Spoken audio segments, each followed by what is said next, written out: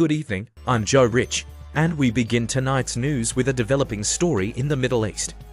Qatar has announced that it is temporarily halting its role as a mediator in the ongoing ceasefire and hostage negotiations between Israel and Hamas. This decision comes as Qatar's foreign ministry stated they would only resume mediation if both parties show a genuine willingness to reach an agreement.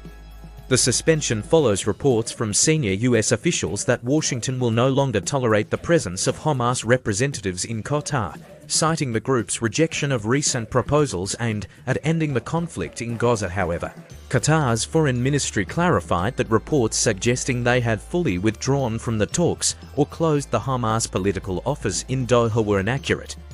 Qatar notified involved parties over a week ago that it would pause mediation if recent negotiations failed to yield results.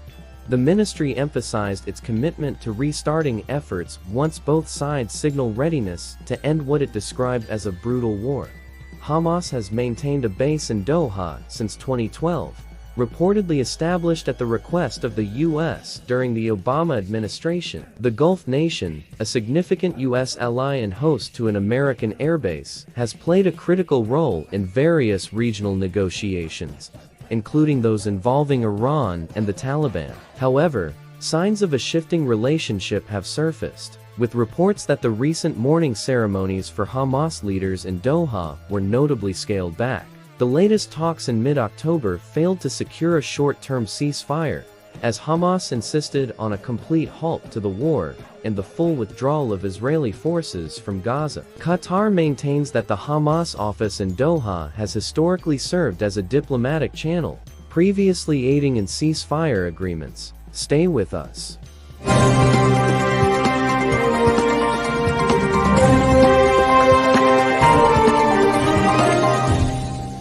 Amid these developments, the Biden administration is reportedly pressuring Qatar to close Hamas's political office, potentially aiming for a resolution before the end of President Biden's term in January. If Hamas were to leave Qatar, it remains uncertain where their next base would be, as regional tensions could limit options. This has been Joe Rich with the latest on the Israel-Hamas conflict and Qatar's role in the mediation efforts. Stay tuned for further updates.